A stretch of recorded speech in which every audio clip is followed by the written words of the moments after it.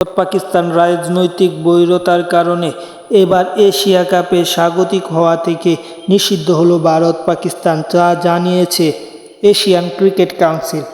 ৮ বছরের জন্য তারা কোনো এশিয়া কাপে স্বাগতিক হতে পারবে না এই দল, কারণ গত এশিয়া কাপ 2023 সালের এশিয়া কাপ অনুষ্ঠিত হয়েছিল পাকিস্তানে। সেই এশিয়া কাপে হাইব্রিড মডেলে অনুষ্ঠিত হয়েছে, কারণ ভারত পাকিস্তানে গিয়ে খেলেনি এবং সে কারণে এশিয়ান ক্রিকেট কাউন্সিলের অনেক ক্ষতি হয় বলতে ক্ষতি হয়নি, কিন্তু ব্যাপক অর্থ ব্যয় করতে হয় সেই আসরটি অনুষ্ঠিত করার জন্য, কারণ ভারতকে বাদ দিলে আসরটা তেমন জমজমাট হবে না। সেই কারণে এবার সেই সিদ্ধান্ত থেকে পাল্টে এবার ভারত কিংবা পাকিস্তান এই দুই দলের এক দলকেও আর এশিয়া কাপ আয়োজন করা আয়োজক সত্ত্ব দিবে না আইসিসি। ৮ বছরের জন্য এমন নিষেধাজ্ঞা দিয়েছে আইসিসি না, এশিয়ান ক্রিকেট কাউন্সিল।